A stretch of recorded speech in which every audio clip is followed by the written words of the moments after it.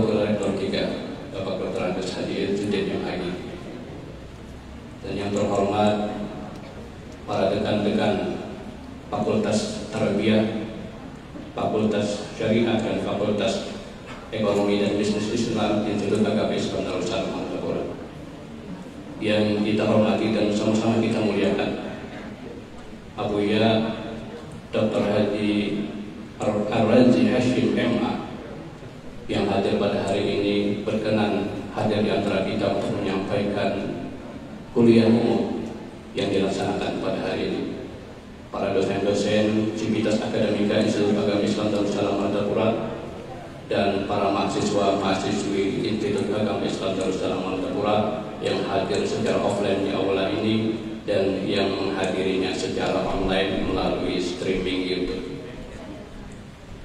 Acara kuliah umum Institut Agama Islam Darussalam Al-Quran akan segera kita laksanakan pada hari ini dengan susunan acara sebagai berikut. Yang pertama adalah pembukaan, yang kedua pembacaan ayat-ayat suci Al-Quran Al-Karim, yang ketiga kuliah umum, yang keempat doa, dan diakhiri dengan penutup. Untuk membuka acara ini, marilah kita sama-sama membacakan surah Ummul Quran dengan harapan mudah-mudahan acara kita ini berjalan dengan baik dan lancar dan mendatangkan barokah dan rahmat dari Allah Subhanahu wa taala. Ala hadhihi niyyah wa ala kulli niyyatin shalihah wa ila hadratin Nabi al-Fatihah.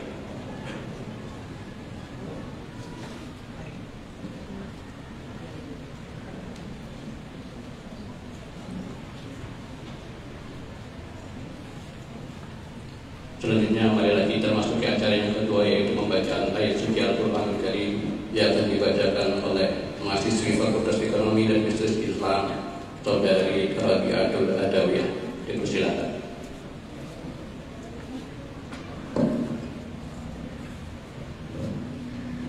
Assalamualaikum warahmatullahi wabarakatuh.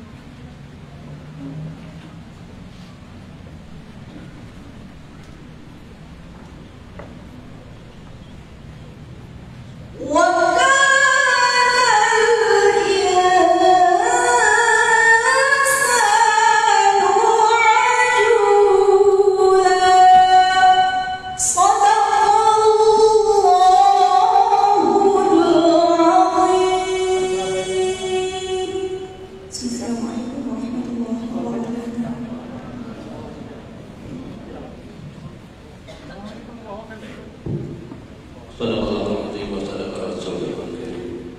Kita masuki acara selanjutnya, yaitu sambutan dari Rektor Institut Agama Islam Darul Salam Martapura, Bapak Profesor Abdul Hafiz Ansari. Beliau insya Allah akan menyampaikan sambutan melalui aplikasi Zoom secara online. Silakan kepada yang bertugas, kepada Bapak Profesor Haji Ahmad Hafiz Ansari LMA, dipersilakan dengan segala hormat.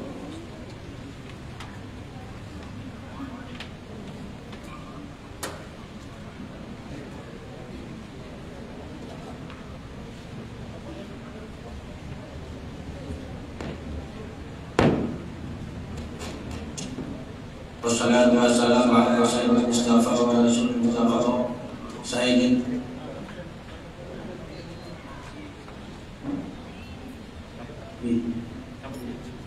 alladzina nalu martaban aliyah wa manzilan wa shabatin Allah.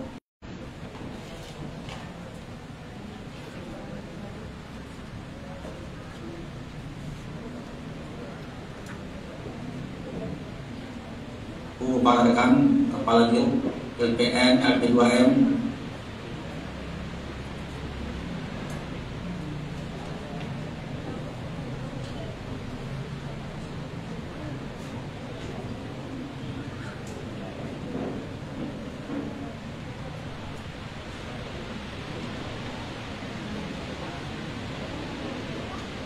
yang penuh berkah dan rahmat ini, kita mendapatkan kesempatan yang sangat berharga dan sangat luar biasa. Hari ini insya Allah kita akan mendapatkan pencerahan dari seorang pakar di bidang Ahlus Sunnah wal Jamaah, Bapak Dr. Haji Ar-Razi Hasim MA, dosen Institut Ilmu Al-Quran Jakarta, yang juga pimpinan Ribau Nur Ania.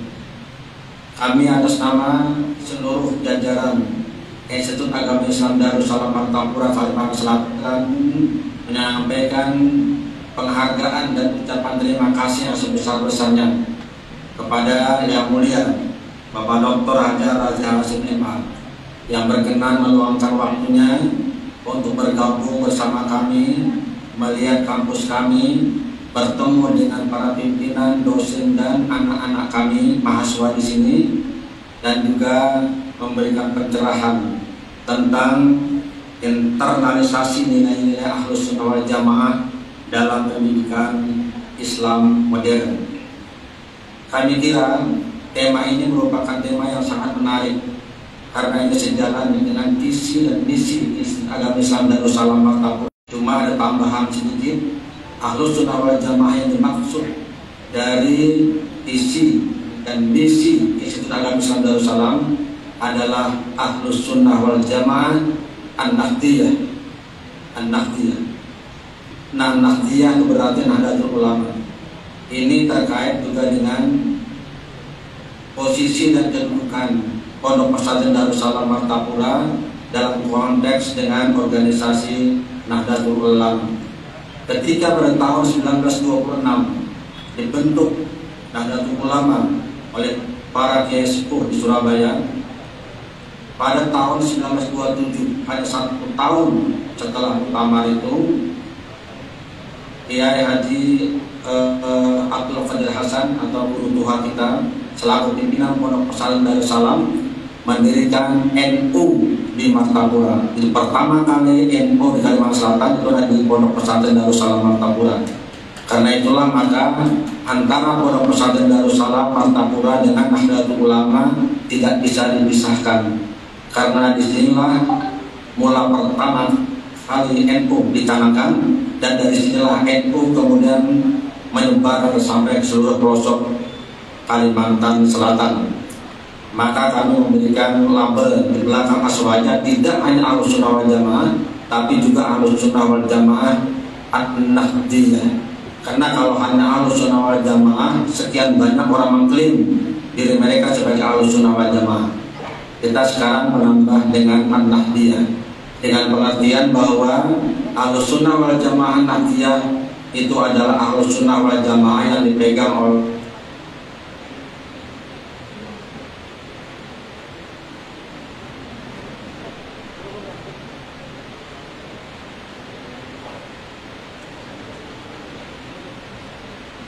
di bidang tauhid. Kita mengikuti salah satu di antara dua imam besar, Abu Hasan al-Asy'ari atau Abu Mansur al-Maturidi, dan di bidang tasawuf salah satu di antara dua atau kedua-duanya, Imam Ghazali dan Yunani.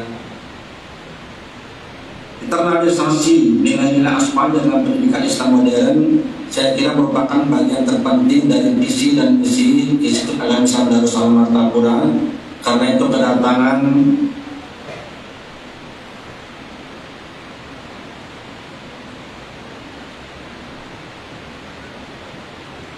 nilai-nilai aswaja dalam pendidikan modern kita di Institut Agama Islam Darussalam Martapura, sehingga nanti semua komponen pembelajaran diorientasikan kepada pembinaan pengembangan nilai-nilai Ahlus Sunnah wal Jamaah sesuai dengan visi yang sudah ditetapkan oleh Pondok Pesantren Darussalam Martapura, dalam hal ini adalah Institut Agama Islam Darussalam Martapura. Karena itulah maka saya berharap kepada seluruh pimpinan baik di lingkungan rektorat maupun di fakultas dan juga seluruh sivitas akademika termasuk mahasiswa untuk mengikuti acara ini dengan baik dan menyimak dengan baik, memahami dengan baik, sehingga kita bisa mengenal lebih dekat bagaimana sebenarnya Ahlus Sunnah wal Jamaah dan bagaimana menginternalisasi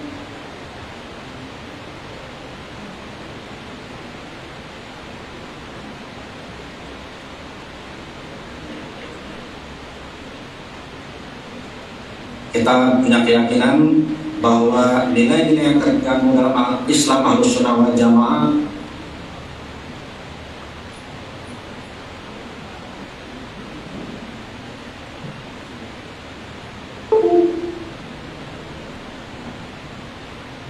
atau sebagai satu ideologi yang netral, moderat, dan adaptis. Mudah-mudahan dengan pertemuan kita pada hari ini semangat kita untuk mempelajari, mendalami, mengkaji, menghayati, dan juga mempraktekkan, mengamalkan nilai-nilai Ahlus Sunnah wal Jamaah tidak saja dalam dunia pendidikan kita, tapi dalam kehidupan keseharian kita, itu akan makin meningkat. Sekali lagi kami menyampaikan ucapan terima kasih kepada yang mulia peserta yang hadir di dalam kuliah ini. Mudah-mudahan dengan rahmat dan karunia Allah Subhanahu wa taala kita mendapatkan nilai dan pahala besar di dalam pertemuan yang sangat berharga, bermanfaat dan bersejarah ini. Saya secara pribadi menyampaikan ucapan terima kasih yang sebesar-besarnya kepada yang mulia Bapak Dr. Haji Ar-Razi Hasim MA, karena tidak bisa hadir secara fisik, tidak bisa hadir secara offline karena hari Jumat itu memang biasa kita ada kegiatan, terutama ada khutbah Jumat yang tidak bisa ditinggalkan dengan begitu saja. Dan saya kebetulan di Banjarmasin, jadi cukup jauh dari Martapura, sekitar 40 km. Kalau misalnya kita hadir di Martapura, dikhawatirkan ada gangguan dalam kaitan dengan tugas-tugas di Banjarmasin. Karena itu saya mohon maaf, namun mudah-mudahan ketidakhadiran saya secara fisik, secara offline itu tidak mengurangi makna dan nilai dari pertemuan kita pada hari ini. Saya juga atas nama seluruh jajaran Institut Agama Islam Darussalam Martapura menyampaikan permohonan maaf yang sebesar-besarnya kepada Bapak Kiai Dr. Haji Ar-Razi Hasim MA dan rombongan kalau dalam sambutan kami, pelayanan kami ada hal-hal yang kurang atau ada sikap yang tidak sepantasnya dilakukan. Kami mohon maaf yang sebesar-besarnya. Mudah-mudahan ini sebagai pertemuan yang membuahkan silaturahmi yang baik dan membawa kita kepada persahabatan yang diridai oleh Allah Subhanahu wa taala. Sekali lagi kepada semua pimpinan dan juga kepada semua mahasiswa yang hadir baik offline maupun online, diharapkan supaya bisa menyimak dengan bagus paparan, uraian, arahan dan pencerahan yang diberikan oleh Bapak Kiai kita ini. Mudah-mudahan dengan demikian maka Ahlussunnah wal Jamaah itu semakin bersinar di bumi Kalimantan Selatan dan akan menyinari seluruh warga besar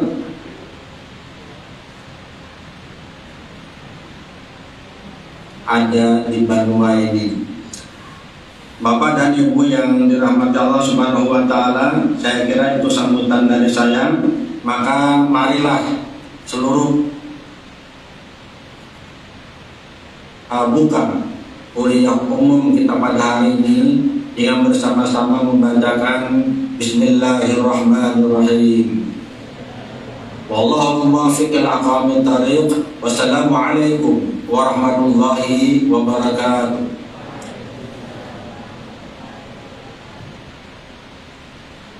Bapak Ibu sekalian yang dirahmati oleh Allah Subhanahu wa taala, selanjutnya marilah kita masuk di acara pokok dari pertemuan kita pada hari ini, yaitu kuliah umum bersama Buya Dr. Ar-Razi Hashim MA yang akan menyampaikan kuliah dengan tema internalisasi nilai-nilai Aswaja dalam pendidikan Islam modern.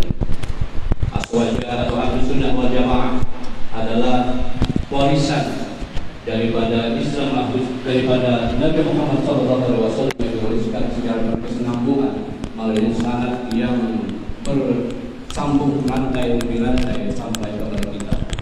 Dia tidak berubah dan dia terus menerus berkesinambungan. Dikaitkan dengan masalah pendidikan yang senantiasa berubah dan senantiasa berkembang, merupakan dua hal yang sangat menarik sekali untuk didiskusikan mengenai bagaimana cara kita menginternalisasikan nilai-nilai Aswaja tersebut di dalam pendidikan modern saat ini.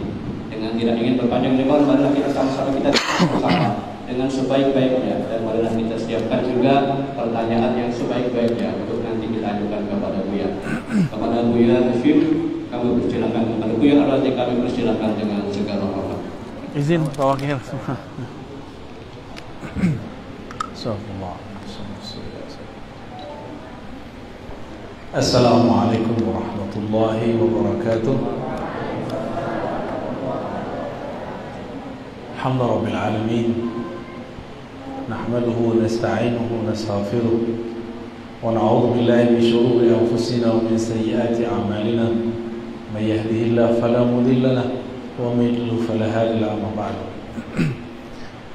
Bapak Rektor dan para wakil, para dekan, sahabat-sahabat dosen dan adinda mahasiswa, semoga dalam ridha Allah Subhanahu wa taala.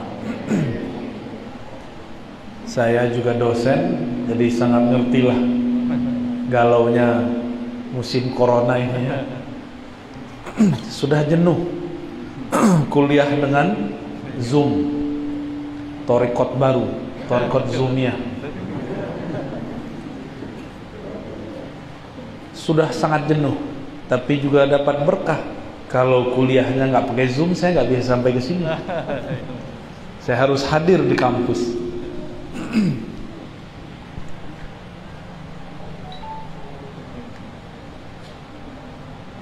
Saya baru dapat kabar ini ya, kalau ternyata Darussalam Martapura setahun setelah NU didirikan, langsung di sini didirikan oleh Kiai Abdul Qadir Hasan, ya. Pimpinan keempat ya, Masya Allah.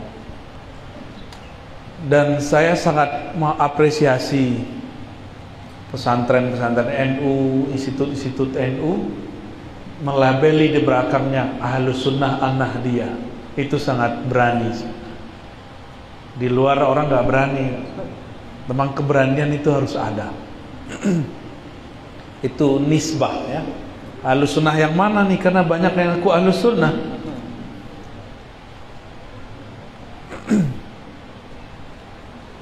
Dulu di saat Imam Al-Baqillani, cucu murid berarti, Baqillani ini berguru kepada Abul Hasan Al-Bahili. Abul Hasan Al-Bahili berguru kepada Abul Hasan Al-Ash'ari. Imam Al-Baqillani atau disebut Abu Bakar Al-Baqillani Dia ditanya, kenapa kamu berani menunjukkan perdebatan di depan orang? Berani menisbatkan dirinya sebagai Ahlus Sunnah Asy'ariyah. Apa jawaban beliau? Maukah kalian, ini beliau di Baghdad, maukah kalian terjadi kembali kisah Imam Ahmad bin Hanbal disiksa cuma karena perbedaan faham? Dan kawannya Imam Ahmad bin Hanbal yang bernama Ahmad bin Nadhr, atau ada yang menulis Ahmad bin Nasr, beliau digantung, disalib cuma karena isu beliau tidak mau mengatakan Quran makhluk. Jadi isu ini dulu isu besar, sekarang mahasiswa kayaknya meremehkannya. Sekarang dosen aja ngomong, ah ngapain bahas-bahas ginian, itu dosen pecat aja tuh ya. Nggak ngerti sejarah ini dosen, bahwa imam-imam kita dulu jadi korban karena masalah ini. Apalagi yang bilang ya, Aswaja NU itu nggak progresif, pindah aja ke sebelah. Wah, itu lebih parah lagi tuh. Ya, itu rasis namanya. Kalau kita beda harokah organisasi, nggak usahlah jelek-jelekin yang lain ya. Imam Baqillani mengatakan, maukah kalian terjadi kembali penyiksaan terhadap para ulama? Itu baru namanya kriminalisasi ulama, karena perbedaan faham, bukan perbedaan politik. Karena perbedaan faham lalu disiksa. Siapa yang menyiksa? Al-Ma'mun, lalu Al-Mu'tasim, lalu Al-Wathiq. 3 khalifah berturut-turut dari tahun 218 sampai 232. Imam Ahmad bin Hanbal disiksa di Baghdad. Ternyata 14 tahun sebelum 218, Imam Syafi'i berkirim surat sebelum wafatnya, menyampaikan kalam kepada Imam Ahmad. Wahai Ahmad, wahai Abu Abdullah Ahmad bin Hanbal, aku dapat tugas menyampaikan salam dari baginda Rasulullah sallallahu alaihi wasallam. Jadi Imam Syafi'i ini sering mimpi ketemu Rasulullah sallallahu alaihi wasallam. Kata Nabi dalam mimpiku, ya Ahmad, isbir ala fitnatil Quran, isbir ala mihnatil Quran. Wahai Ahmad, sabar-sabarlah terhadap ujian yang disebabkan oleh isu Al-Quran. Al-Quran makhluk atau tidak makhluk. Akhirnya benar, 14 tahun setelah itu Imam Ahmad disidang oleh Ma'mun, disidang oleh Mu'tasim, oleh Wathiq. Beliau tetap mengatakan Al-Quran kalamullah, tidak boleh disebut makhluk jika tidak boleh disebut tidak makhluk. Ini versi beliau. Cukup katakan kalamullah, di luar itu bid'ah. Akhirnya Imam Ahmad ditelanjangi, dicambuk, cuma karena isu itu.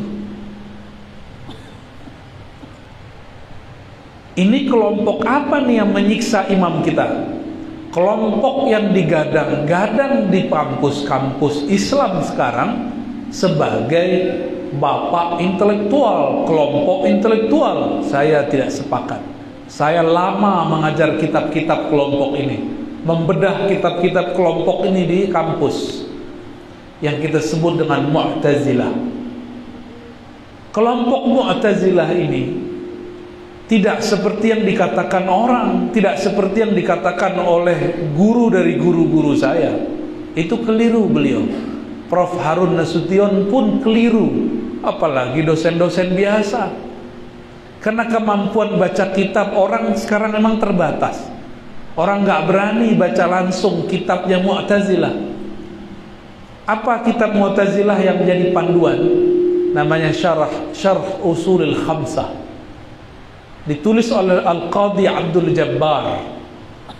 Di situ Harun Nasution, beliau terpana cuma di bagian depan, tapi tidak memperhatikan bagian tengah dan akhirnya. Bahwa Mu'tazilah itu kelompok rasional. Kenapa? Karena hukum mereka bersumber dari 4. Ini versi Prof. Harun Nasution. Ini yang saya kritisi. Ciri-ciri murid sukses bisa kritisi gurunya dengan adab, ya. Tanpa mengurangi takzim dan cinta saya kepada Prof. Harun Nasution, saya harus kritisi ini. Ada 4 sumber hukum Islam, tapi berbeda dengan Ahlus Sunnah. Beda nomor pertama sama nomor 4. Menurut Mu'tazilah, yang pertama sumber hukum itu akal. Disinilah terpana Harun Nasution. Oh, ini nih kelompok rasional ini, mengedepankan akal. Yang kedua kitab, yang ketiga sunnah, yang keempat ijma. Kias bagi dia tidak ada. Yang ada di depan apa? Akal.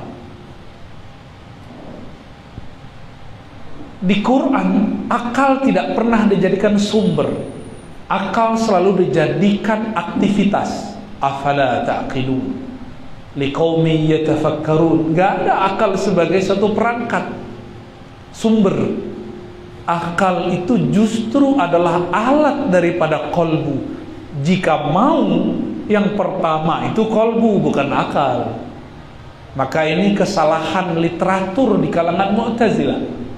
Boleh kita kritik, ya. Yang penting mengerti kelompoknya apa, manhajnya apa. Jadi cuma karena Mu'tazilah mengatakan masadir al-ahkam syar'iyyah al-ula al-aql, summa al-kitab, summa sunnah, summa al-ijma', maka dia terpana. Saya ceklah di mana rasionalnya. Menurut Bapak Ibu Adinda semua ini, kalau ada orang ngomong siapa yang mati dalam keadaan bermaksiat, dia muslim. Mati bermaksiat belum tobat, itu masuk neraka nggak? Bilang dong. Ini Ahlus Sunnahnya bener nggak nih? Orang maksiat mati belum tobat, masuk neraka nggak? Gak soleh Ahlus Sunnah. Ini Syekh Abdul Qadir Hasan bisa marah-marah ini.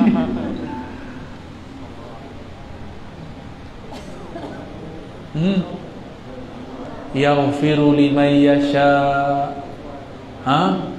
wa yu'adzibu man yasha. Itu jawabnya. Allah dapat menyiksa yang Dia kehendaki. Allah juga dapat mengampuni yang Dia kehendaki. Suka-suka Allah. Kan ada iman di dalam kolbunya. Itu yang benar. Allah boleh nggak dipaksa? Kalau ada orang maksiat terus mati belum tobat, akal kita kan bilang, wah harusnya disiksa dulu nih. Tapi Allah bilang tidak. Allah boleh nggak diatur-atur oleh hambanya? Itu baru benar akalnya. Allah suka-suka dia. Suka-suka Allah disebut adil. Jika Allah bermurah hati disebut dengan maaf. Maka jangan coba-coba minta keadilan Allah. Mu'tazilah ini sok-sok adil. Maka dalam 5 pokok ajaran mereka mengajarkan al-adl, keadilan Tuhan. Orang taat pasti wajib, Allah wajib memasukkan dia dalam surga. Orang maksiat wajib Allah masukkan ke neraka. Pertanyaan saya tadi belum selesai.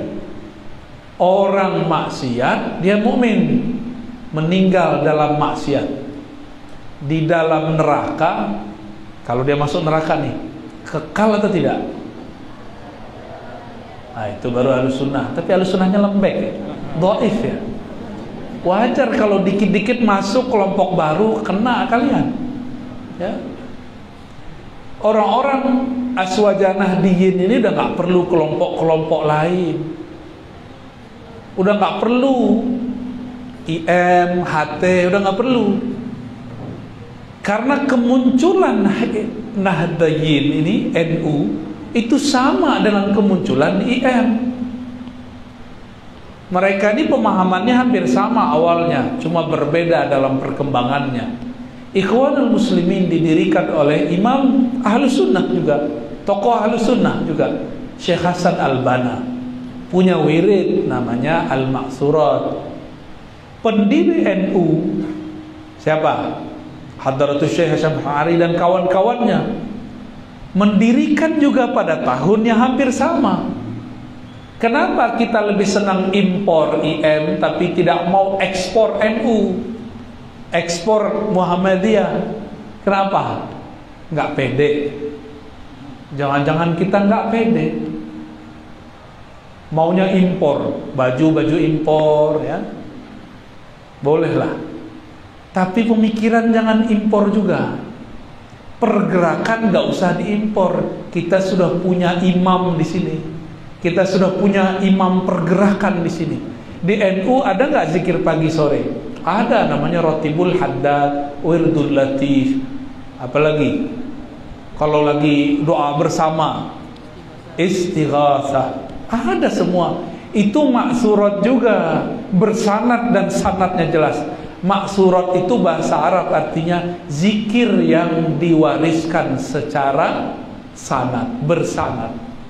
Saya mau tanya, orang yang pakai zikir maksurat Syekh Hasan Al-Banna punya sanadnya nggak?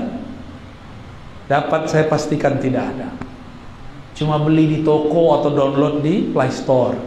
Sanadnya sanad Thariqat Al-Ghugliyah. Boleh baca, boleh, kita nggak larang. Tapi sanad maksurat kita, Rotibul Haddad, Rotibul Attas, Hizib Nasar, Wirdul Latif, itu lebih kuat daripada sanad yang itu. Cuma karena mahasiswa ikut-ikutan yang dibaca maksurat tak bersanad. Maksurat yang bersanadnya diejek, kuno gitu. Saya buka majelis dulu pakai Rotibul Haddad. Apa kata mas-mas dari kampus? Kayak emak-emak, masa emak kita majelis bapak-bapak pakai Rotibul Haddad? Jadi dia punya memori Rotibul Haddad dibaca oleh ummahat. Ini kan keliru ini, ya.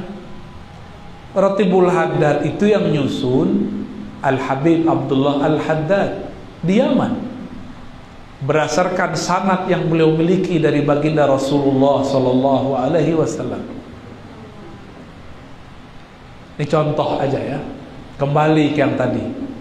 Kalau orang maksiat, dia beriman, mati, masuk neraka, kekal atau tidak kekal?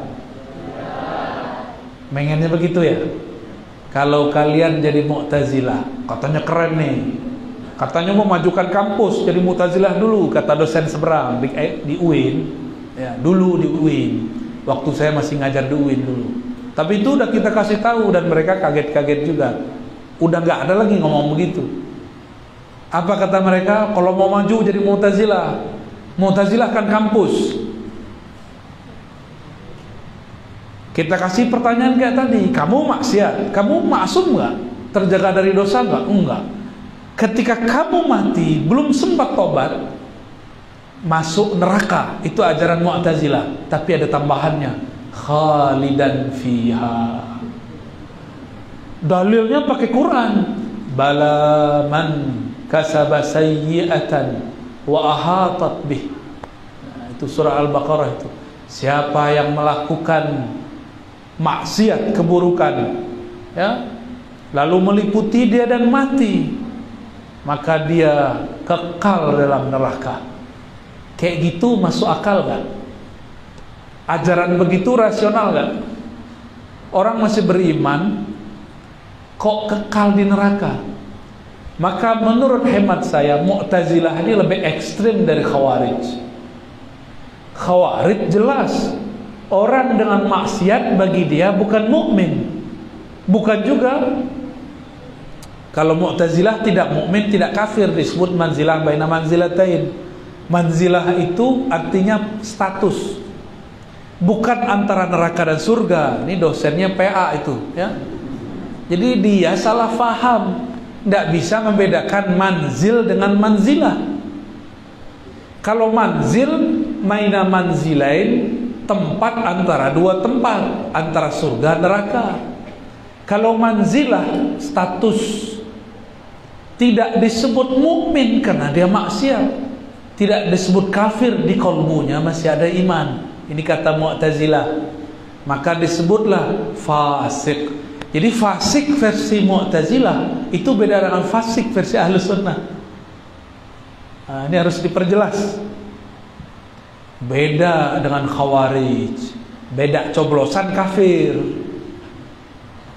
Beda nyoblos 01, 02 kafir. Beda partai kafir. Beda ideologi kafir. Apalagi maksiat, itu kafir. Maka menurut kelompok Khawarij, pelaku maksiat kafir, kekal di neraka, wajar. Mu'tazilah bilang apa? Pelaku maksiat tidak mukmin, tidak kafir, namanya fasik, tapi sama-sama kekal di neraka. 11-12 ya? Kayak gitu masuk akal nggak? Model begitu rasional nggak? Mau nggak kampus di Mu'tazilahkan? Gak usah ya. Itu kitab Mu'tazilah 1 semester, 2 semester kita bedah di kampus. Ya setebal inilah. Dulu terakhir yang membedah itu Profesor Dr. Harun Nasution. Lalu datanglah kita bedah ulang. Ya. Tapi masih banyak juga yang salah paham, ya. Masih yang mungkin kena hijab, tidak mau membaca. Lalu mandang saya ini masih bocah kecil, ya. Mereka profesor doktor, kan profesor dulu, sekarang belum tentu profesornya terjamin, ya. Maka benarlah itu pemerintah kita ada namanya apa istilahnya, akreditasi profesor, ya. Jadi profesor pun juga ada sertifikatnya, disertifikasi, dicek ulang kualitasnya. Jika tidak memenuhi syarat, dia gelarnya profesor tapi tidak dapat tunjangan. Itu cara bangun menjaga kualitas. Baik. Ini dari sisi pemikiran. Jadi saya berharap para dosen bacalah kitab-kitab begitu. Jangan lagi taklid kepada orang yang keliru memetakan pemikiran Mu'tazilah, ya. Di sisi lain, ini bagian akhir yang mau saya sampaikan. Dulu debatnya sama Mu'tazilah, Khawarij. Sekarang pemikiran Mu'tazilah itu sudah merambat dan berubah wajah, bernama dengan liberal. Kita boleh sebut neoliberal. Tapi liberal ini lebih kufur dari Mu'tazilah. Karena liberal ini mau main-main ayat dan mengejek hadis-hadis Nabi.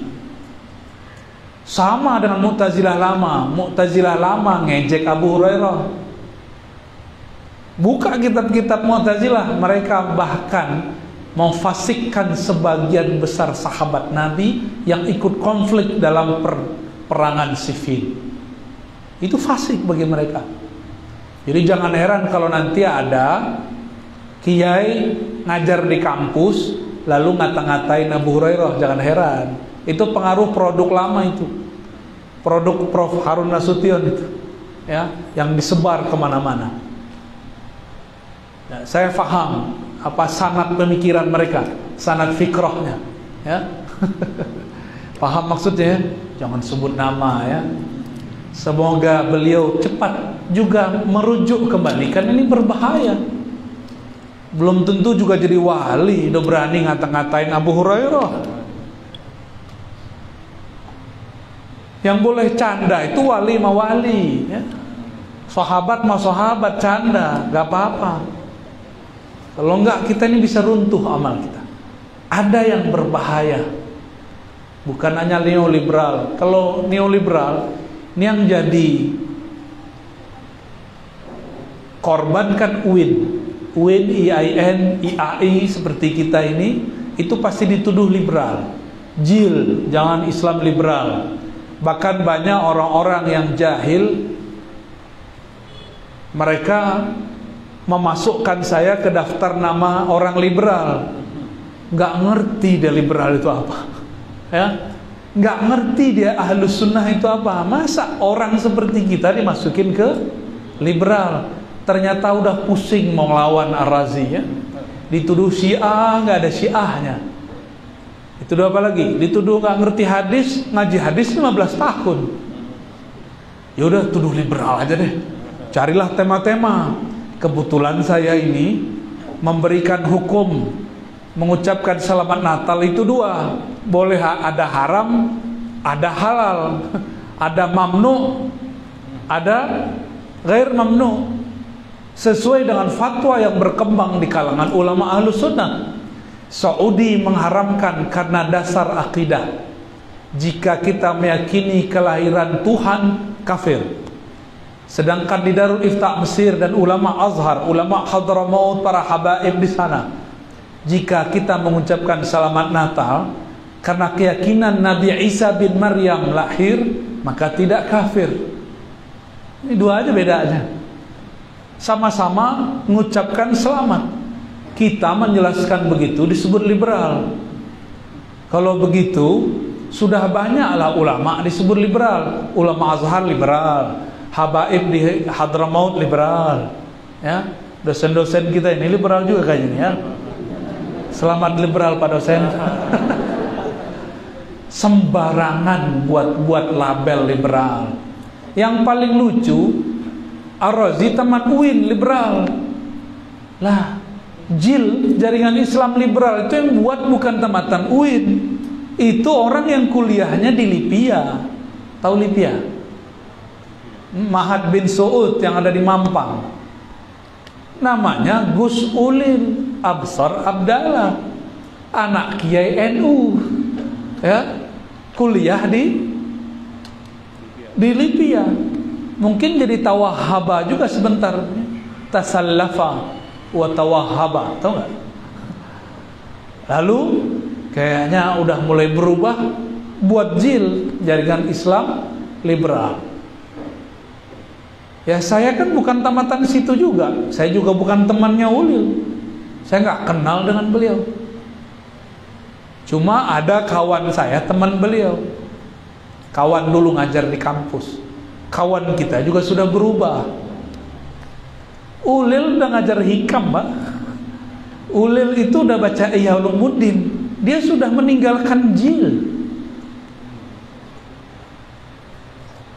Ini orang baru mau ngejil-jil dia. Lama-lama nanti jadi gel. Kelompok yang nuduh ini masuk ke mahasiswa melalui pergerakan-pergerakan. Hati-hati, ya. Melalui halakoh-halakoh. Kenapa saya sebut orang kalau sudah tamat madrasah Nahdiyin udah nggak perlu hijrah-hijrahan. Mau hijrah kemana lagi? Antum udah ahlus sunnah, mau hijrah lagi? Berarti ahlus sunnah NU ini sesat. Kalau mau hijrah lagi, orang udah kopiah-kopiahan begini, kok ada sarungan, ya kurang jingkrang aja ya, sama jenggot.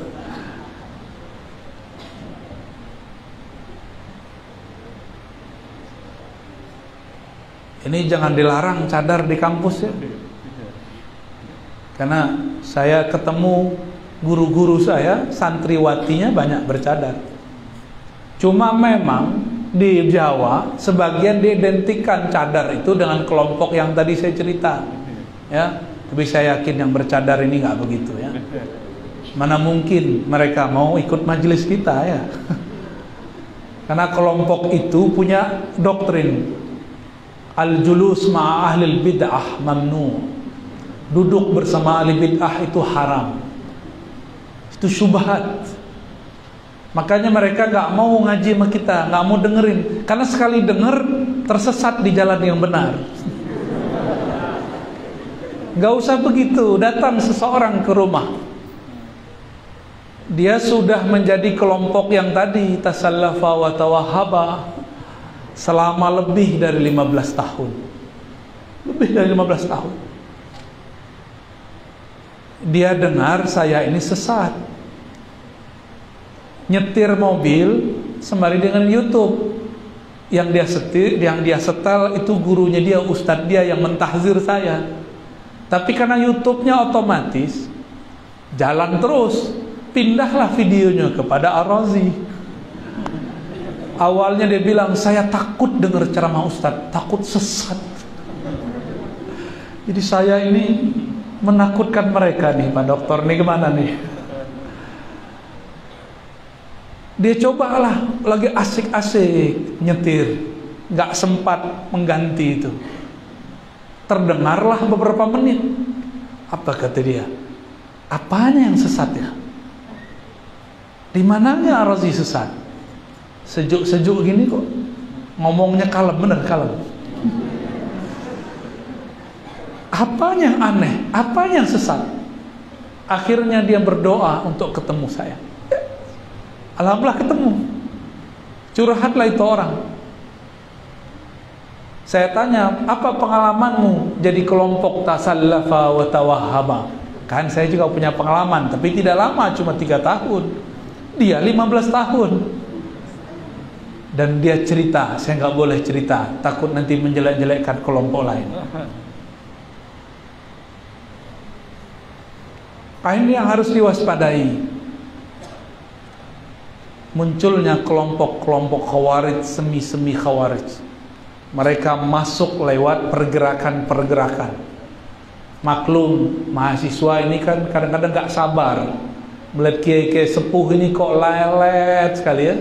Kelamaan duduk istighosahannya, baca maulidnya 1 jam 2 jam.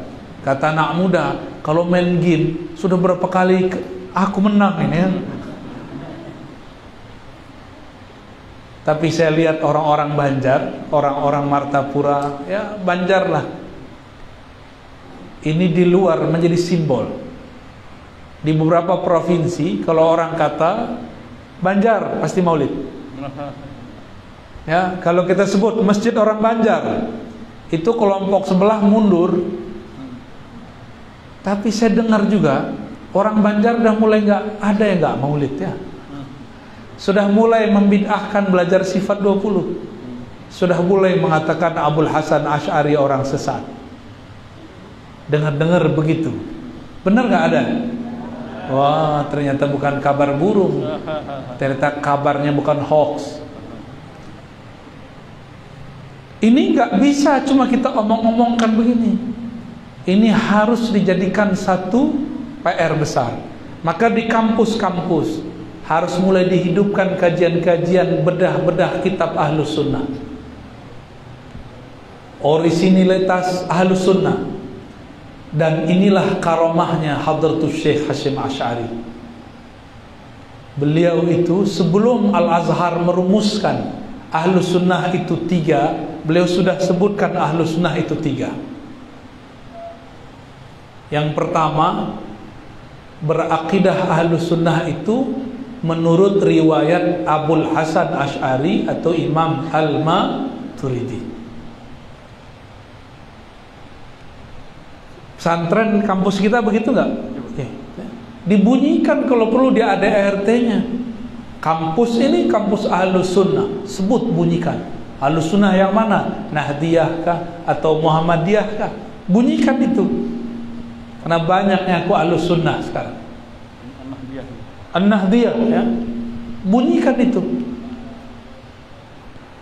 Terus yang kedua, Ahlus Sunnah itu kata Hadratus Syekh mesti bermazhab. Mazhabnya 4, pilihlah salah satunya. Hanafi, Maliki, Hanbali, Syafi'i ya. Mereka semua adalah ulama salafus saleh. Salafus saleh 3 abad pertama. Maka ikut mereka, itulah yang disebut salaf. bukan ikut Ibnu Taimiyah. Ibnu Taimiyah itu yang klaim ikut salaf. Ibnu Taimiyah itu abad ke-8 Hijriah, wafatnya tahun 728. Beliau bukan imam salaf, beliau imam di masa khalaf.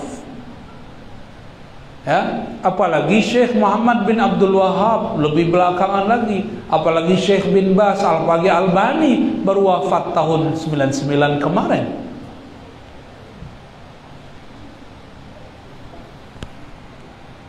Maka kita mesti bermazhab.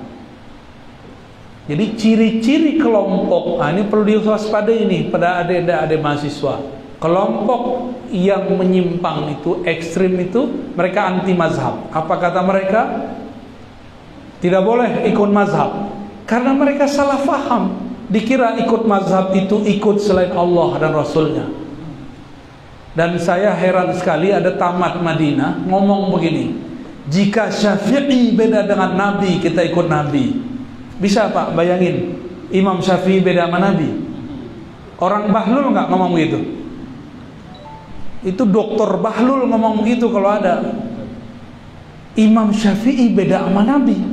Kapan sejarahnya itu? Bahkan dia mengatakan jika ada sahabat beda dengan Nabi maka kita ikut Nabi. Dia membayangkan ada sahabat membelot dari Nabi. Yang ngomong sahabat belot dari Nabi kalau nggak Syiah, Khawarij, Mu'tazilah. Ahlussunnah nggak ada yang ngomong begitu.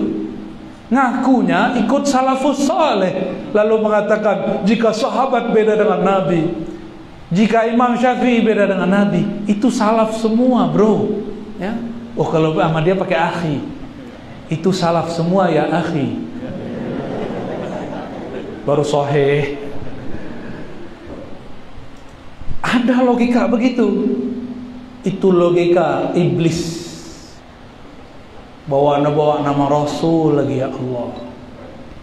Bisa nggak antum bayangkan Imam Syafi'i beda sama Nabi itu gimana?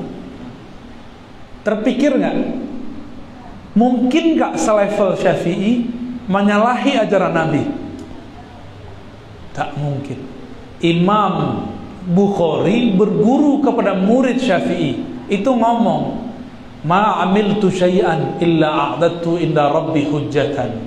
Tidaklah aku beramal sesuatu kecuali aku persiapkan di hadapan Allah hujahnya. Itu baru cucu murid Imam Syafi'i, apalagi Imam Syafi'i, apalagi sahabat Rasul sallallahu alaihi wasallam. Ada logika begitu sekarang. Itu logika anti mazhab. Karena pikiran mereka yang perlu diikuti cuma Rasulullah dan cukup langsung ke Rasulullah. Saya tanya itu orang, ya, sebagian pengikutnya saya tanya, gimana cara ikut Rasulullah langsung? Jawabannya apa? Inilah yang paling konyol. Buka Sahih Bukhari, Ustaz. Lah Imam Bukhari pengarang Sahih Al-Bukhari. Jadi menurut dia kalau mau ikut Rasul jangan ikut Syafi'i, ikut Bukhari.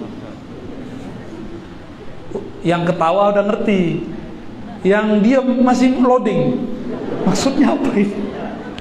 Nih kita kasih tahu, Imam Bukhari lahir tahun 194.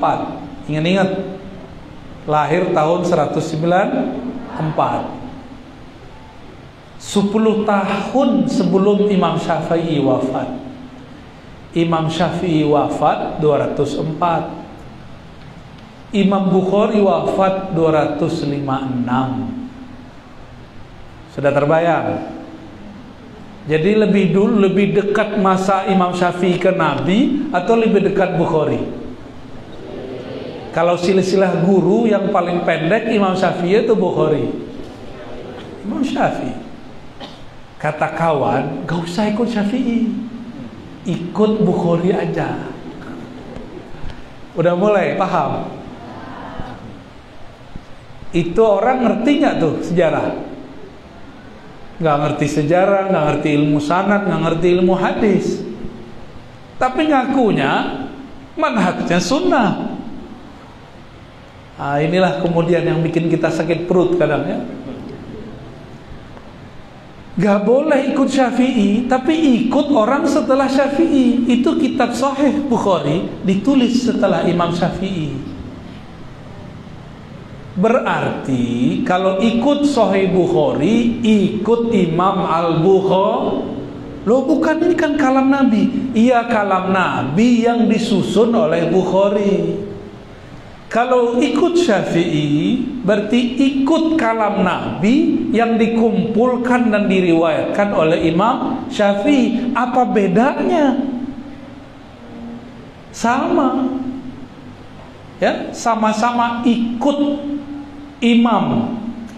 Imamnya dua-duanya mengumpulkan imam-imam Syafi'i, Imam Ahmad dan lainnya. Nah, inilah yang penting saya sampaikan. Jangan sampai pemikiran itu muncul di kampus. Tapi ada yang ketiga. Ahlus sunnah itu ada gerakan rohaninya, yaitu bertasawuf. Ahlus sunnah mesti bertasawuf. Jika fikih mesti bermazhab, maka tasawuf mesti berthariqah. Saya lihat di Martapura, tokoh paling karismatik, abah sekumpul ya, itu berthariqah. Beliau berthariqah, udah alim, udah wali, masih berguru. Masa kita ini belum tentu jadi wali Allah, udah bilang thariqat saya langsung saja Al-Quran dan Sunnah. Sama kayak tadi itu, sama nasibnya kayak tadi. Dan kita kaget kok ada kiai, kok ada guru ngomong begitu. Thariqat saya Quran. Lah Quran itu kan pakai sanad, guru. Yang benar kalau mau diplomasi nggak ngomong thariqat saya ngaji. Ngaji kan harus ada gurunya. Guru ada gurunya. Itu namanya diplomasi. Yang menyembunyikan formalitas thariqat. Maka saya menganjurkan kepada adinda para mahasiswa, begitu juga sahabat-sahabat, rekan-rekan dosen, jangan lupa berthariqah. Ya, fikih itu cuma hukum zahir, nggak ada khusyuk di situ, nggak ada ketenangan kolbu. Ketenangan kolbu ada di ahli tasawuf. Mau tenang jiwanya, kolbunya, nggak cukup berjenggot kayak saya ini, nggak cukup pakai baju koko, gak cukup berjilbab, bercadar, gak cukup. Apalagi celana jingkrang, gak ada kaitannya. Kalau mau hati tenang, belajar zikir. Zikir itu dimiliki tekniknya oleh ahli-ahli zikir. Mereka lah ahli thariqah.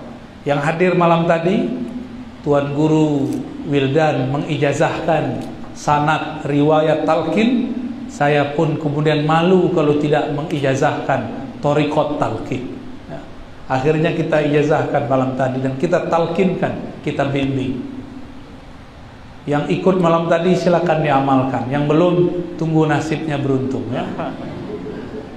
Ini 3 dikatakan ditulis oleh Syekh Hashim Asy'ari sebelum kemerdekaan. 2016 ulama Al-Azhar buat seminar berhari-hari di Chechnya. Diundang 200-an ulama. Hasilnya sama. Manhum ahlus sunnah. Ahlus sunnah ada 3 tadi. Coba disebutkan. Pertama, ahlus sunnah itu Asy'ariyah, Maturidiyah. 2, bermazhab. 3, bertasawuf. Tasawufnya mesti berthariqat. Minimal thariqat Imam Junaid, thariqat Imam Ghazali.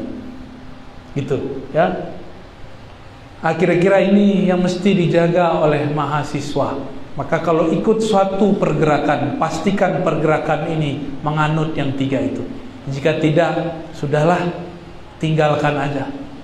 Ikut aliran yang sudah jelas, biar perjuangan kita jelas ya. Wallahu a'lam bishawab wa sallallahu ala Muhammad. Ada diskusi? Oke. Ya, silakan kalau ada pertanyaan. Waduh, banyak sekali nih. Silakan dipilih nih.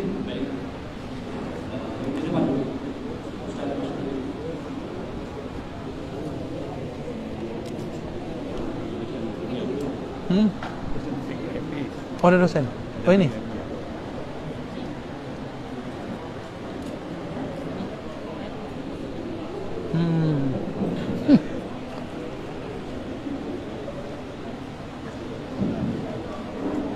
Assalamualaikum warahmatullahi wabarakatuh. Salam. Perkenalkan, nama saya Mas Udin dari Fakultas Tarbiyah Institut Agama Islam Darussalam Martapura. Menarik apa yang Buya sampaikan pada hari ini, dan kami selaku jamaah dari Tabayatu Buyutuban itu patut berbangga karena melengkapi, ada orang-orang intelektual yang melengkapi Thariqat Yutubiah tadi. Alhamdulillah. Karena sebagaimana kita ketahui, seperti yang Buya sampaikan tadi, Ahlus Sunnah wal Jamaah ini terdiri dari 3 poin. Yang pertama tadi Asy'ariyah Maturidiyah, madhab dalam fikih, kemudian bertasawuf. Nah, penelitian daripada Syekh Abdurrahman As-Sulami, hampir 1000 saya meneliti, kata beliau, tidak ada orang-orang yang tasawuf itu ahlul bid'ah. Nah, namun yang sering banyak kita hadapi sekarang ini, tasawuf ini yang sering diserang karena terkadang mereka mengatakan tidak ilmiah. Dalam berbagai artikel kita sering melihat konsep-konsep yang sering diusung oleh ulama-ulama sufi dalam kalangan Ahlus Sunnah, seperti konsep Nur Muhammad itu, katakan, nah ini hal yang paling sulit untuk dijelaskan secara ilmiah. Nah, padahal konsep Nur Muhammad ini dalam dunia tasawuf itu menjadi sebuah konsensus dari kalangan ulama sufi. Tapi tidak jarang juga kritikan. Yang paling banyak dikritik itu adalah akar daripada dalil hadis yang diriwayatkan oleh Jabir. Nah, jadi mungkin bagaimana ini menjelaskan sedikit Kemudian yang kedua, yang biasa menuai kritik dalam dunia tasawuf ini masalah pengamalan syariat. Nah, kadang apalagi yang makom-makomnya itu sudah terkesan wali, sudah menjadi panutan. Nah, jadi yang pertanyaannya itu, apakah memang syariat ini ada 2? Karena dalam surah Al-Kahfi itu kan Nabi Khidir itu diceritakan seakan-akan itu maksiat, tapi kenyataannya memang perintah Allah Subhanahu wa Ta'ala. Nah, jadi mungkin bagaimana ini kira-kira dalam hal menanggapi tentang hal ini. Demikian, terima kasih. Assalamualaikum warahmatullahi wabarakatuh. Langsung saya jawab ya. Yang pertama tentang Nur Muhammad. Kajian Nur Muhammad itu ilmiah. Namun betul, hadis-hadis yang digunakan kadang-kadang tidak sahih. Ya, itu ternyata bukan hadis tapi ilham kudusi. Saya menyebutnya ilham al-kudusi. Ilham yang kudus dari Allah. Allah berkalam ke walinya, dicatat oleh wali qaul Allah dalam kitabnya. Atau dia berkoneksi dengan Rasulullah. Dia dengar Rasulullah berkalam dalam pengalaman ruhaninya. Bagi ahli-ahli ruhani yang mereka sudah sampai kepada kesadaran tertinggi, makom mereka bertemu Nabi bukan lagi mimpi. Man ra'ani fil manam fasayarani yaqzah. Kalau mubtadi, siapa yang bermimpi bertemu aku, mimpi itu mubtadi, pemula. Kalau yang sudah muntahi, fasayarani yaqzah. Ini hadis Bukhari, hadisnya sahih.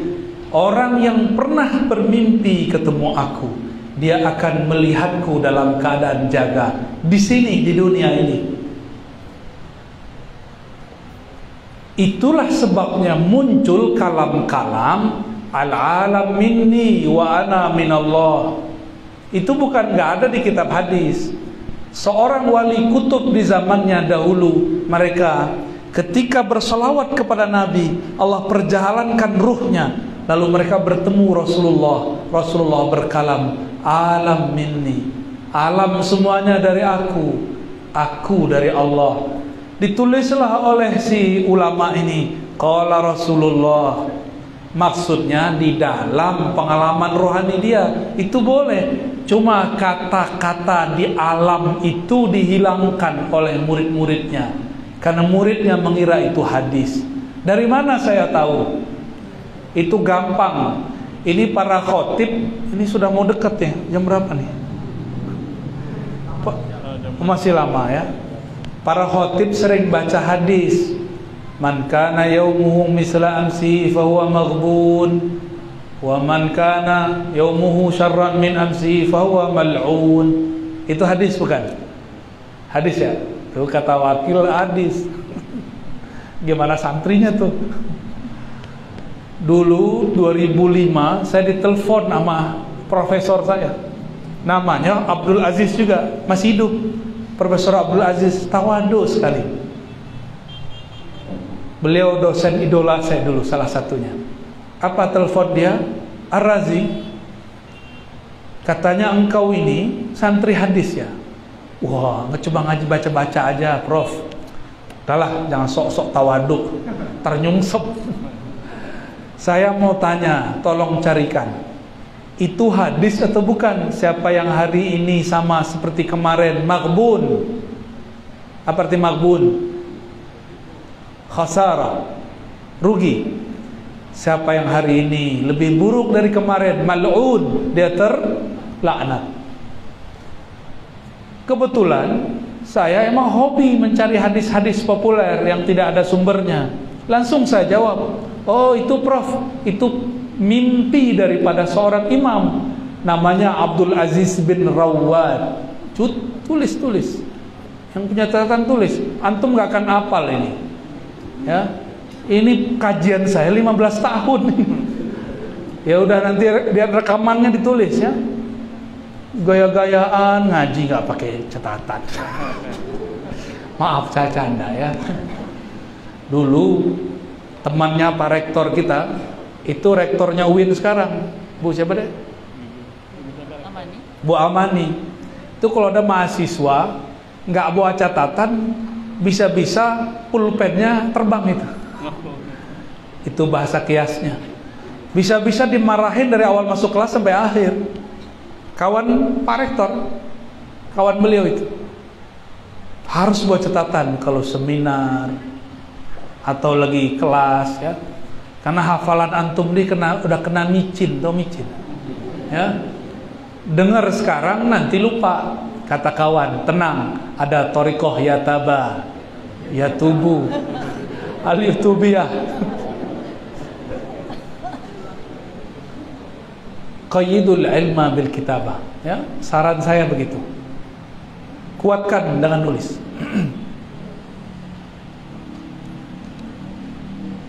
Tadi saya mau ngomong apa ya? Hadis. Iya, hadis maghbun. Ini kalau sudah marah begitu deh, lupa deh. Lalu saya jawab, Prof, itu kata-kata dari Abdul Aziz bin Rawad. Apa kata dia? Ra'aitun Nabiyya sallallahu alaihi wasallam fil manam. Aku bertemu Nabi dalam tidur. Qala, beliau bersabda, man kana yaumuhu misla amsihi fahuwa maghbun, wa man kana yaumuhu syarran min amsihi fahuwa mal'un. Jadi kalimat apa yang hilang? Ra'aitun Nabiyya sallallahu alaihi wasallam fil manam. Hilang kalimat aku melihat Nabi dalam mimpi. Langsung dikatakan Nabi bersabda. Salah muridnya ya. Sama itu ya. Ungkapan-ungkapan tadi itu bukan dalil menurut ahli hadis, tapi itu dalil menurut ahli ma'rifat. Kalau kita diperjalankan ke masa yang sama, kepada kondisi yang sama, kita akan mendengar kalam yang sama. Al-alam minni wa ana minallah, kuntu kadzan makhfiyan fa ahbabtu an u'rafa, sampai akhir kalam. Saya menyebutnya ilham kudusi ya. Nanti ada buku tentang itu, tenang, tentang ma'rifatullah, isinya ma'rifat Nur Muhammad, insyaallah. Kapan selesainya wallahu alam. Ini masih jalan-jalan aja nih. Bagaimana dengan hadis awwalu ma khalaqallahu nura nabiyyika ya Jabir? Yang pertama Allah ciptakan nur Nabi engkau wahai Jabir. Ini riwayat ketemu dalam Musannaf Abdul Razzaq yang mengatakan itu Imam Suyuti. Masalahnya manuskrip makhtutat daripada Musannaf Abdul Razak ini guru daripada Imam Ahmad semasa dengan Imam Syafi'i. Makhtutatnya, tulisan tangannya sekarang sudah tidak ketemu lengkap, sehingga kita tidak ketemu lafaz itu, hanya didapatkan dalam risalah Imam Suyuti. Barangkali di zaman Imam Suyuti manuskripnya, tulisan tangannya masih lengkap, tapi karena masa-masa hilang, habis, halaman itu hilang, atau ada orang jahil yang merobek, menghancurkannya. Jadi itu dulu pernah ada, tapi nggak usah khawatir, saya punya hadis yang lain, ya. Tenang. Antum mau hadis Nur Muhammad berapa saya kasih, ya. Dalam hadis Imam Hakim, Allah berkalam kepada Nabi Adam, "Hai Adam, kamu tahu dari mana Muhammad?" Itu hadisnya sahih menurut Imam Hakim. Lalu Nabi Adam mengatakan, "Ya Rabb, aku lihat namamu di aras." Setelah itu ada nama Muhammad Rasulullah. Lalu Nabi Adam diingatkan oleh Allah, "Ya Adam, laula Muhammad ma khalaqtuka."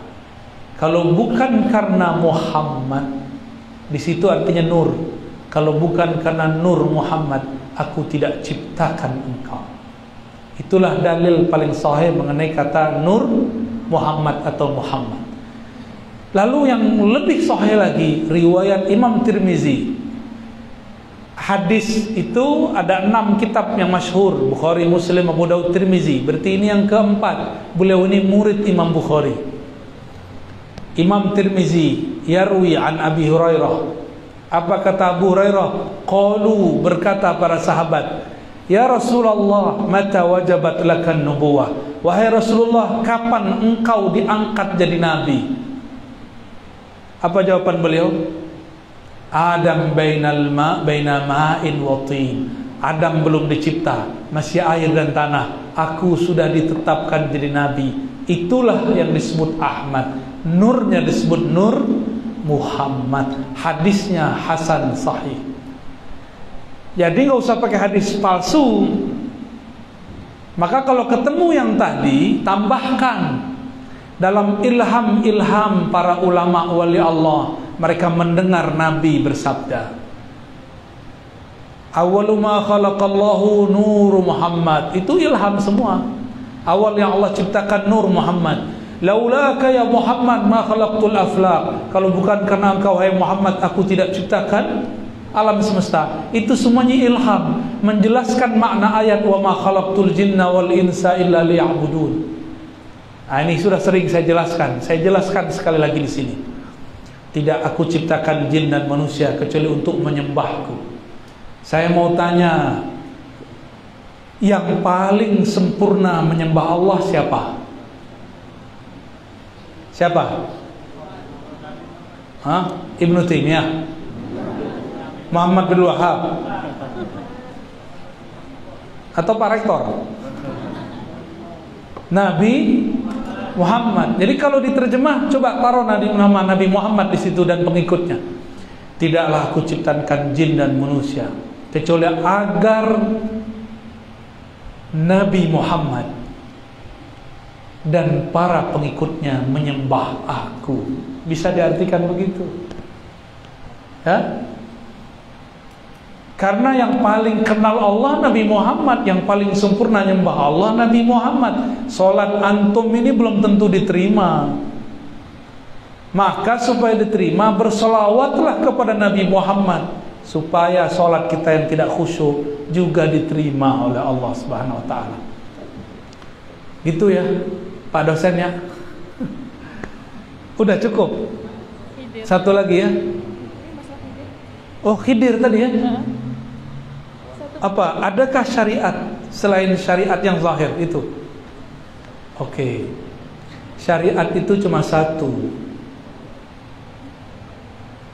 Namun beda Rasul, beda zahirnya. Risalah yang turun ke Nabi Musa itu risalah ahkam zahir. Risalah hukum zahir, bunuh orang dikisos. Risalah yang turun ke Nabi Khidir Balya bin Mulkan itu bukanlah risalah hukum zahir, tapi hukum batin.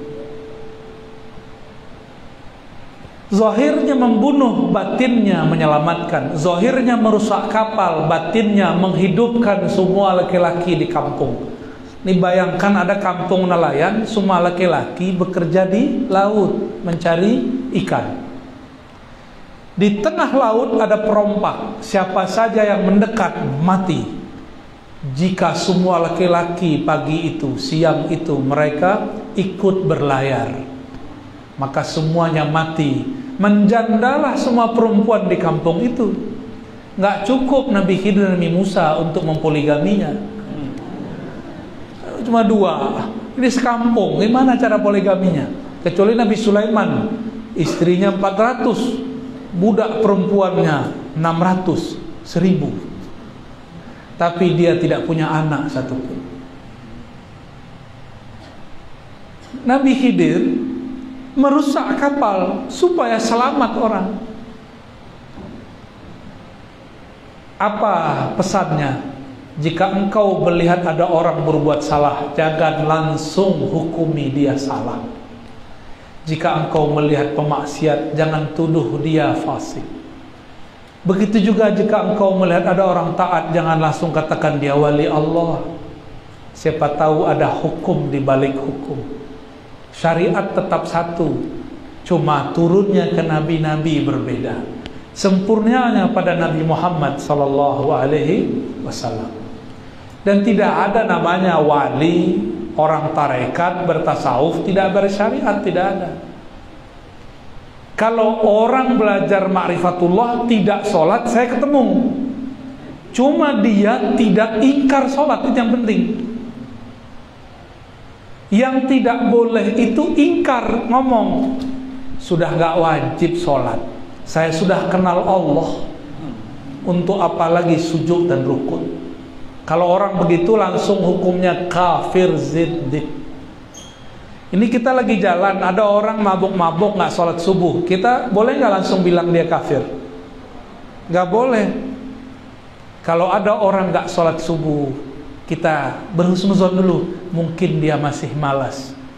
Kalau kita tanya, kenapa kamu tidak sholat subuh? Dia bilang, sholat subuh, hari gini masih ada subuh, kafir dia. Dan saya ketemu orang-orang yang benar kenal Allah, secara zahir orang lihat tidak sholat. Syak murid-muridnya. Apa yang terjadi? Dia duduk-duduk depan musola, ngerokok-ngerokok, datang jamaah, Pak Haji, sholatlah Pak Haji. Pak Haji diajak sholat, nggak salah. Yang jamaah ini masuk, orang sudah komat, tahu-tahu ya si jamaah ini semangat di belakang imam. Imamnya yang tadi duduk di depan, dia bingung, ini yang di depan siapa yang asli ini? Gimana kira-kira? Itu makomnya Uwais Al-Qarni. Makanya Uwais Al-Qarni dalam ilmu tasawuf masuk golongan sahabat. Dalam ilmu hadis disebut tabi'i mukhadram.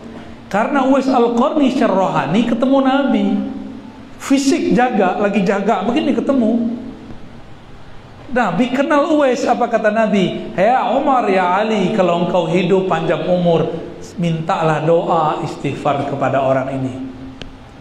Karena ternyata Umar sama Ali sering tengkar. Ini sahabatnya sering tengkar. Ini Pak Wakil nih sering tengkar nih. Gitu ya. Jadi tidak ada wali Allah ingkar syariat. Kalau terlihat oleh antum gak bersyariat, mungkin kita suuzon. Gak usahlah ya. Sholat kita ini belum khusyuk. Sholat kita ini belum tentu diterima. Kalau ada orang gak sholat di mata ini, belum tentu dia tidak sholat. Siapa tahu yang kita lihat bayang-bayang, bukan orangnya. Ya, itu sudah masyhur lah kalau di Martapura orang-orang begitu ada ya. Tokoh-tokoh begini banyak di sini. Kalau di Jawa namanya Gusmi. Guru dari Abbas Kumpul namanya Kiai Haji Hamid Pasuruan. punya sahabat namanya Gusmi. Gusmi ini nggak terlihat sholat oleh orang yang terhijab matanya. Ngadu kepada Kiai Hamid Pasuruan. Beliau lagi duduk di kamarnya, di belakangnya ada jendela. Si murid itu kemudian ditegur oleh Kiai Hamid. Bocah, kamu mau tahu di mana Gusmi sholat? Ini antum percaya atau tidak? Ini karomah aulia. Dibukalah jendela, ada pohon di situ. Beliau lagi sholat di atas pohon. Sulit percaya ya? Itu mah belum seberapa ya. Wali itu ada yang sholatnya di atas awan, ada yang di atas angin, ada yang di atas air. Itu biasa. Murid-murid Nabi Khidir begitu semua. Nabi Musa nggak dikisahkan di dalam kitab. Itu diajak jalan sama Nabi Khidir ke tengah laut, nggak nyebur dia. Kalau nggak percaya, nanti antum kalau ketemu Nabi Musa tanyain. Nggak percaya, tanya aja. Nanti kita akan ketemu para nabi di akhirat. Antum tanya, saya saksinya. Ya, wah dongeng lagi nih. Bukan, ini asli. Ya, jangankan cuma jalan di atas air, takdir ke depannya Nabi Khidir kasih tahu. Ya, itu mah cetek tuh jalan di atas air. Nabi Khidir masuk ke dalam laut, nggak perlu nafas pakai membantu oksigen, nggak perlu. Itu mukjizat beliau. Tapi lebih hebat Nabi Muhammad. Jibril nggak boleh naik ke aras Nabi Muhammad, naik ke atas aras. Semua nabi takluk di bawah kaki Nabi Muhammad sallallahu alaihi wasallam. Ya, jadi yang penting tidak inkar. Jadi kalau ketemu nanti orang-orang begitu, tanya aja menurut dia sholat wajib apa enggak. Kalau dia bilang enggak wajib, itu wali setan ngomong Allah. Ya, ingat-ingat wali setan ini kalau ngomong makrifat tajam juga, tapi wa'rifatnya tidak usul. Makrifat-marifatan. Wallahu a'lam bishawab. Satu lagi ya, cukup. Silakan dipilih. Satu akhwat lah. Ya, ini ada yang di tengah nih. Ya, boleh.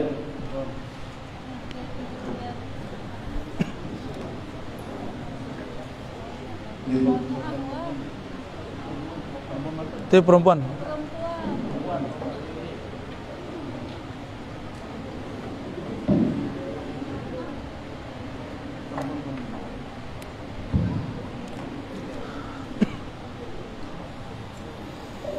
Bismillahirrahmanirrahim. Assalamualaikum warahmatullahi wabarakatuh. Assalamualaikum. Terima kasih sebelumnya Buya sudah memberikan izin dan kesempatan kepada saya untuk menyampaikan kepada Buya. Izin Buya, sayang sekali rasanya kalau saya pribadi tidak bertanya kepada Buya pada hari ini. Bagaimana menurut Buya cara meyakinkan hati, menguatkan hati ketika kami kaum minoritas, sebut saja kami kaum minoritas, itu disebut sebagai aliran yang salah, sebagai orang yang tersesat. Bahkan saya pribadi sering mendapatkan Buya bahwa saya pribadi ini adalah seorang teroris dan tidak karena saya sekarang di Fakultas Tarbiyah tidak berhak menjadi seorang pendidik Buya. Bagaimana menurut Buya caranya untuk menguatkan hati? Terima kasih. Assalamualaikum warahmatullahi wabarakatuh. Alhamdulillah.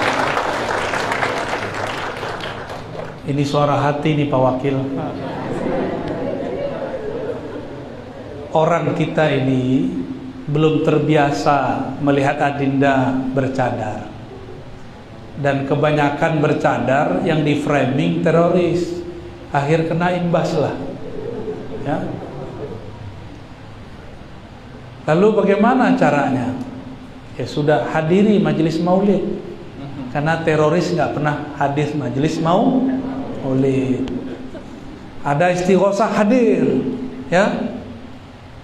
Nanti malah orang senang. Oh, ternyata yang bercadar ini bukan satu aliran. tapi banyak aliran listriknya. Saya banyak berkunjung ke pesantren-pesantren, ke majelis-majelis. Banyak majelis Ahlus Sunnah, Asy'ariyah, Maturidiyah, bertorikot Sufi, bermazhab Syafi'i, itu santriwatinya bercadar. Cuma sayang karena memang di pusat itu yang bawa bom bunuh diri dulu bercadar. Maka dosen-dosen itu agak horor, takut dibom lagi ngaji, lagi kuliah. Mohon dimaklumi ya, deh ya.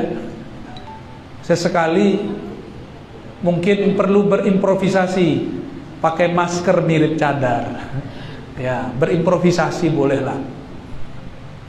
Saya sempat berdebat dengan orang di kampus saya karena dilarang mahasiswi saya bercadar.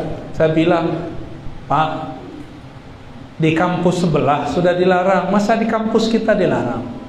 Oh, di sini nggak boleh. Di kampus saya dulu di Al-Azhar nggak boleh. Ya, itu kan kampus kamu. Ini kampus kita bersama. Tetap saja tidak boleh. Tapi tenang ya, yang bercadar tetap ada. Yang penting tampilkan, show up, tampilkan bahwa Adinda ini bercadar. Itu bukan cadar kelompok sebelah, tapi yang mengikuti mazhab Syafi'i. Coba buka kitab-kitab mazhab Syafi'i, dianjurkan tutup muka. Cuma istri saya maunya baru pakai cadarnya cara masker. Ya, saya bilang, Dek, pakai cadar, Dek. Dijawab pakai kaidah fikih yang lain. Ya, mampus juga kita ya. Yang disuruh pakai cadar, dia pakai kaidah lainnya. Nah, terserahnya Adinda mungkin pakai kaidah yang lain. Guru saya namanya Syekh Taufik bin Muhammad Sa'id Ramadan Al-Buti. Semua putrinya bercadar. Apa kata beliau? Aku ingin membantu kalian para cowok-cowok jomblo dan cowok-cowok yang nggak jomblo matanya jelalatan supaya ghaddul basor. Mau dilihat matanya doang kan pusing juga kita, Pak. Tapi sahabat beliau di Mesir, Syekh Ali Jum'ah, walaupun tidak sahabat dekat, anaknya semuanya perempuan dan tidak bercadar, sama-sama bermazhab Syafi'i. Itu pilihan saja ya, itu pilihan. Semoga nanti ada pesantren-pesantren Ahlus Sunnah wal Jamaah yang mulai mensyiarkan itu sebagian, ya, mulai membolehkan. Ya, kalau saya senang Pak lihat di Malaysia sudah biasa, di Kuala Lumpur itu ibu kota sudah biasa kita lihat perempuan bercadar, di Pekanbaru sudah biasa, di Medan baru di pesantren-pesantren, di Jawa ada pesantren apa tuh suci ya benar. Santen Suci namanya. Itu perempuan bercadar ya, di Jawa Timur banyak perempuan bercadar dan mereka nahdiyin. Ya, mereka nahdiyin, Ahlus Sunnah. Barangkali itu ya, nanti coba show up, tunjukkan, ikuti aktivitas yang diikuti oleh Ahlus Sunnah secara umum supaya mereka nggak merasa antum ini ghuraba atau geroba. Ya, semoga kita diridhai oleh Allah Subhanahu wa taala. Semoga kalam-kalam kami yang kurang disempurnakan Allah, yang sudah baik semoga diridhai oleh Allah. Mohon maaf atas salah dan kurangnya. Assalamualaikum warahmatullahi wabarakatuh.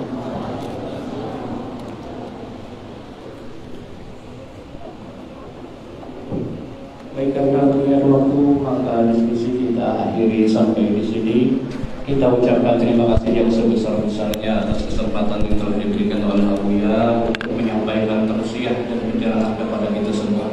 Kita doakan mudah-mudahan beliau sehat walafiat, sehat batin, panjang umur untuk senantiasa memberikan dakwah, memberikan pencerahan, memberikan pengajaran kepada kita, kepada umat muslim, kepada umat. Kemudian untuk mengakhiri acara kita, marilah kita sama-sama berdoa bersama. Untuk itu kita harapkan untuk memimpin doa kepada Ustaz Masruddin MPD.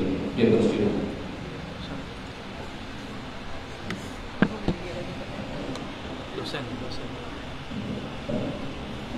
Ala nabi sallallahu alaihi wasallam Muhammad sallallahu alaihi wasallam. Al-Fatihah.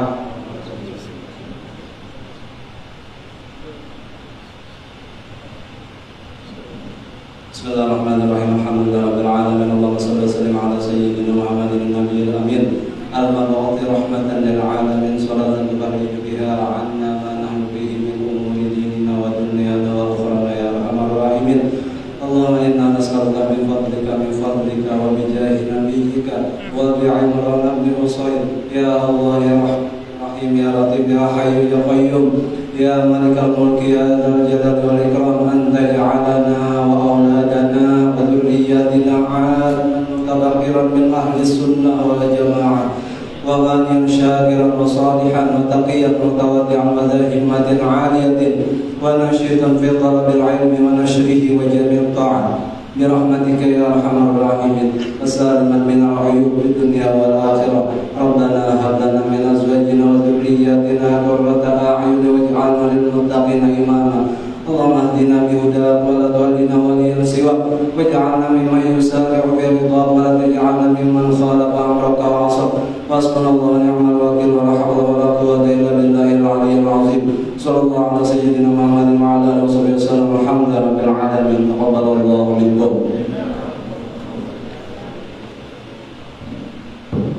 Sebelum acara ini kita tutup, akan dilaksanakan penyerahan piagam penghargaan dari Institut Agama Islam